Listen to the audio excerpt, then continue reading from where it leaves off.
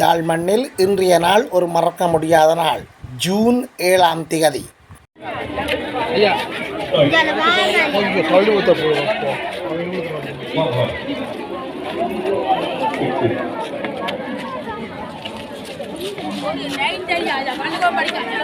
அனைவருக்கும் வணக்கம். நாங்கள் இன்றைக்கு நிற்கின்ற இடம் இலங்கை யாழ்ப்பாணத்தில் உள்ள நல்லூர் பிரதேச செயலகர் பிரிவில் உள்ள தியாகி அறக்கொடை என்கின்ற ஒரு அமைப்புக்கு முன்னால் தான் நிற்கின்றோம். இந்த காணொலி இது உலகெங்கும் ஓங்கி ஒழித்துக் கொண்டிருக்கிற கணேசன் குரலுக்காக நான் உங்கள் கணேஷ் கதைக்கிறேன். நிச்சயமாக இந்த காணொலி உங்களுக்கு பிடிக்கும். நீங்கள் எங்களுடைய காணொலியை முதல் தடவையாக பார்க்குறதாக இருந்தால் சப்ஸ்கிரைப் பண்ணுங்கள், ஷேர் பண்ணுங்கள், கமெண்ட்ஸ் பண்ணுங்கள், லைக் பண்ணுங்கள் என்று கேட்டுக்கொண்டு நாங்கள் இப்போ காணொலிக்குள்ளே நுழைகின்றோம்.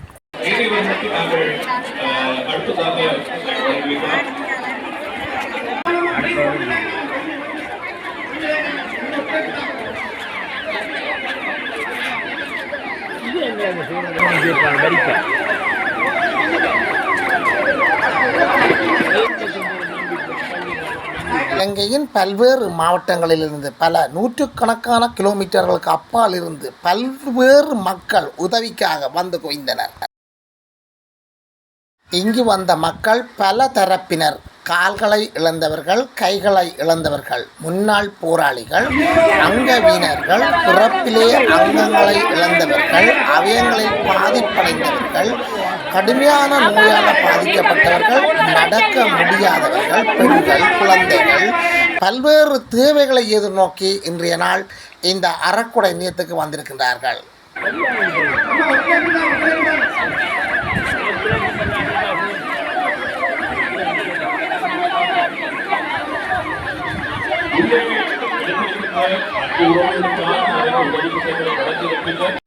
தியாகி அறக்குடை நிறுவனம் நல்லூர் பிரதான வீதியின் கோயில் வீதியை அண்டி இன்னொரு குறுக்கு வீதியில் அமைந்திருக்கின்றது. எவரை கேட்டாலும் இந்த இடத்தை இலகுவில் காட்டிவிடுவார்கள். மிக நீண்ட காலமாக மக்களுக்கு உதவி செய்து வரும் ஒரு தியாகி அறக்குடை நிறுவனம்.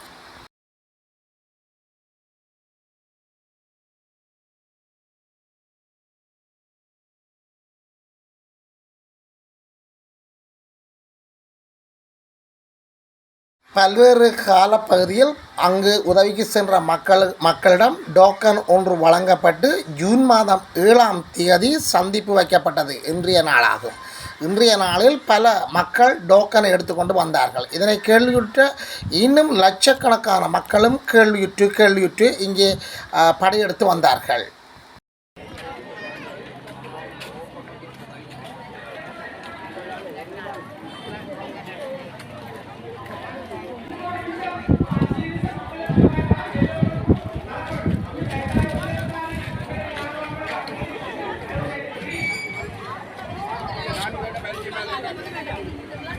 நிலைமையின் வீரியத்தன்மையை முன்கூட்டியே அறிந்திருந்த தியாகி அறக்குடை நிறுவனத்தினர் நூற்றுக்கணக்கான படை வீரர்களையும் போலீஸாரையும் இங்கு குவித்திருந்தார்கள். ஆன போதும் மக்கள் வெள்ளத்தை எவராலும் அடக்க முடியவில்லை. மக்கள் வெள்ளம் கரை புரண்டு அலை பாய்ந்தது.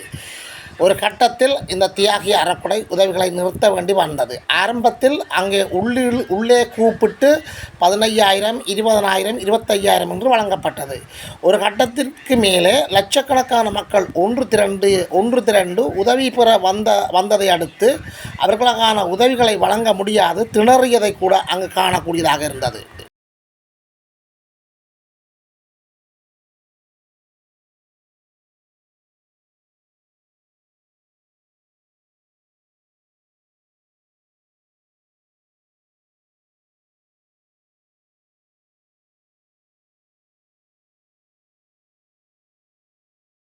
சமூக வலைத்தளங்களின் ஊடாக அதீத பிரச்சாரங்களின் காரணமாக மக்கள் இந்த செய்தியை அறிந்ததும் ஒரு பிரச்சனைக்கு ஒரு காரணமாக இருந்தது.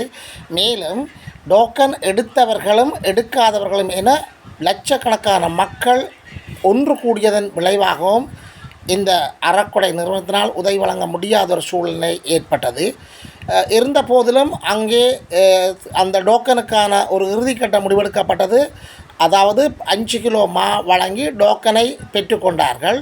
இந்த இடத்துல நிறைய மக்கள் அந்த டோக்கனை பெற்றுக்கொண்ட மக்களின் தேவைகளுக்கு ஏற்றவாறான உதவிகள் கிடைக்காததன் காரணமாக நிறைய மக்கள் திரும்பிச் சென்றதையும் காணக்கூடியதாக இருந்தது.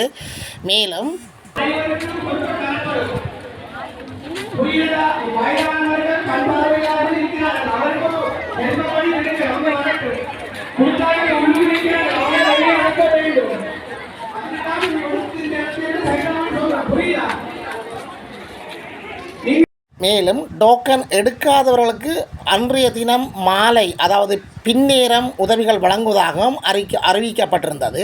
இந்த நிலையிலே அதாவது வீட்டு திட்டம் மற்றும் நோயாளர்கள் மற்றும் அப்படியான தேவைகளுக்கு வந்தவர்கள் அந்த அறக்கொடை நிறுவனத்திடமிருந்து திரும்பி சென்றதையும் பார்க்கக்கூடியதாக இருந்தது.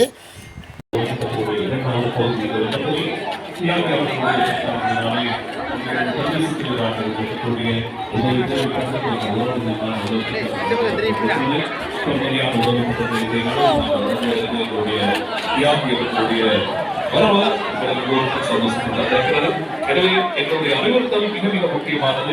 தயவு செய்து மக்களை, எங்கள் உறவுகளை இந்த பகுதியிலே இன்றைய தினம் இந்த இடத்திற்கு பல யூடியூப் தள இயக்குநர்கள் இந்த இடத்தில் ஒன்று கூடியதையும் காணக்கூடியதாக இருந்தது. பல பத்திரிகை அமைப்புகளும் பல்வேறு ஊடகங்களும் இந்த நிகழ்வை காணொலியாகவும் அதாவது செய்தியாகவும் எடுத்ததையும் காணக்கூடியதாக இருந்தது.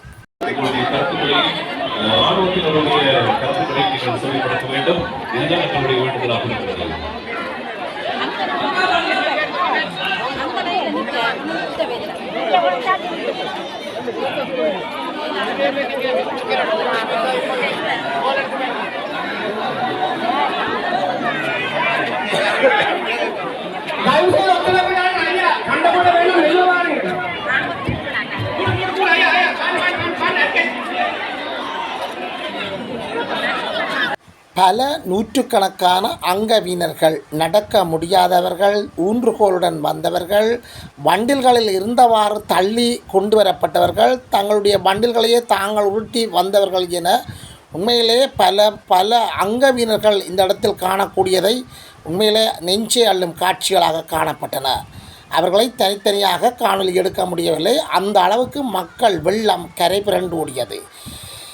இவ்வாறு வந்தவர்களை சாதாரண மக்கள் அந்த தியாகியை நேரே சென்று சந்திப்பதற்கு வழி அமைத்து கொடுக்கவில்லை. ஏனெனில் சாதாரணமான மக்கள் தாங்கள் உதவி பெற வேண்டும் என்ற கருத்திலே முன்றியடித்து கொண்டு நின்றதால் அங்கவீனர்கள் அவர்களை தள்ளி கொண்டோ அல்லது அவர்களை தாண்டி முன்னுக்கு போகவோ முடியாத நிலையிலே அந்த அங்கவீனர்கள் விசனித்ததையும் காணக்கூடியதாக இருந்தது.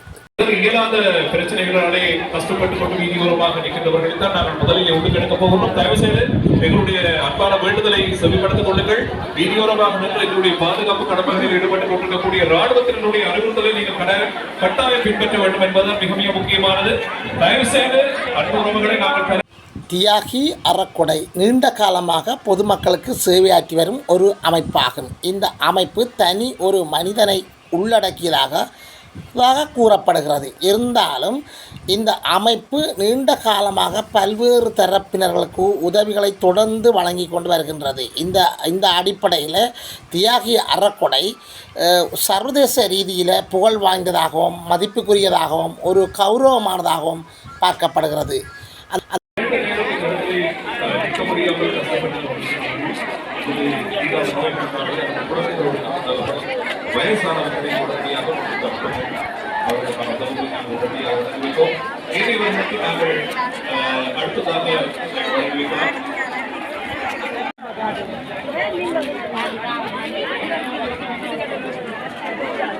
தியாகி அறக்கொடை இன்றைய நாளின் படிப்பினைகளில் இருந்து புதிதாக தாங்கள் ஒரு சிறந்தொரு திட்டமிடல்களை மேற்கொண்டு பொதுமக்களுக்கான காரியங்களை ஆற்ற வேண்டும் என்பது மக்களின் அவாவாகும். இன்றைய நாளில் நிறைய பேர் உதவிகளை பெறாது திரும்பிச் சென்றவர்கள் இருக்கின்றார்கள். இவர்களுக்கான உதவிகளை விரைவில் வழங்க வேண்டும் என்றும் இவர்களின் உதவிகள் பல்வேறு தரப்பு வகைகளை கொண்டனவை என்றும் அவர்களுக்கான உதவிகளை அவர்களுக்கான தேவைகளை அறிந்து கொண்டவர்களுக்கு உதவி வழங்குவது சால சிறந்தது என்று சொல்லியும் அதற்கான புதிய திட்டமிடல்களை இந்த அறக்கொடை நிறுவனத்தினர் மேற்கொள்ள வேண்டும் என்பதும் மக்களின் பேர் அவாவும் எங்களுடைய அவாவும் கூட.